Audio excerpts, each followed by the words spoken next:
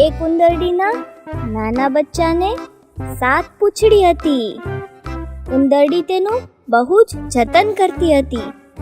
એ 7 પૂંછડીયો ઉંદર થોડો મોટો થયો એટલે તેની માએ એને નિશાળે ભણવા મોકલ્યો. નિશાળમાં છોકરાઓને ઉંદરની 7 પૂંછડી જોઈને રમૂજ થઈ. છોકરાઓ ઉંદરને ખીજવવા લાગ્યા. ઉંદર 7 પૂંછડીયો, ઉંદર 7 પૂંછડીયો, ઉંદર 7 પૂંછડીયો. છોકરાઓના મોઢે આવું સાંભળી ઉંદર રડતો રડતો ઘેર આવ્યો. તેની માએ પૂછ્યું, બેટા રડે છે કેમ? ઉંદર કહે, માં, નિશાળમાં મને છોકરાઓ ઉંદર 7 પૂંછડીયો, ઉંદર 7 પૂંછડીયો કહીને ખીજવે છે. તેની માં કહે, બેટા એમાં રડવાનું ના હોય. જા વાળંદ પાસે જા, એક પૂંછડી કપાવી આવ. માની વાત સાંભળીને ઉંદર વાળંદ પાસે જઈ એક પૂંછડી કપાવી આવ્યો. ઉંદર બીજે દિવસે નિશાળે ગયો. છોકરાઓ બરાબર પૂંછડીઓ ગણી પાછા ખીજવવા લાગ્યા. ઉંદર 6 પૂંછડી વાળો, ઉંદર 6 પૂંછડી વાળો, ઉંદર 6 પૂંછડી વાળો. ઉંદર રડતો રડતો નિશાળેથી ભાગ્યો અને ઘેર આવીને માને કહે, માં, મને તો હજુ છોકરાઓ ઉંદર 6 પૂંછડી વાળો કહીને ખીજવે છે.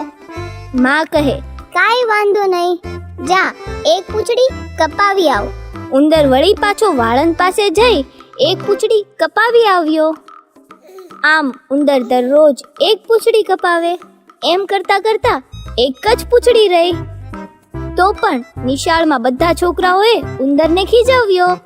ઉંદર 1 પૂંછડીયો, ઉંદર 1 પૂંછડીયો, ઉંદર 1 પૂંછડીયો.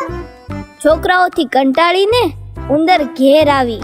માને પૂછ્યા વિના જ છેલ્લી પૂંછડી જાતે જ કપાવી નાખી.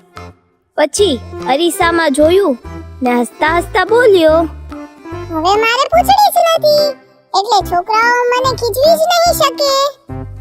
બીજા દિવસે ઉંદર નિશાળે ગયો એટલે છોકરાઓને વધારે ગમત પડી. એ તો ઉંદરને ઘેરી વળીને ખીજવવા લાગ્યા. ઉંદર બાંડો, ઉંદર બાંડો, ઉંદર બાંડો, ઉંદર બાંડો. ઉંદર ઘેર આવીને રોવા લાગ્યો. તેની માં કહે, બેટા તારે તારી બધી જ પૂંછડીઓ કપાવી નાખવાની જરૂર ના હતી. બધા ઉંદરને એક પૂંછડી તો હોય જ. ઉંદર રડતા રડતા બોલ્યો, માં, ગમે તેમ કર, મારે મારી પૂંછડી પાછી જોઈએ છે. માં વિચારીને કહે, જા તારી કાપેલી પૂંછડી લઈ આવ તો. ઉંદરે દોડતા જઈને પોતાના ઓરડામાંથી પૂંછડી લઈ આવી માને આપી.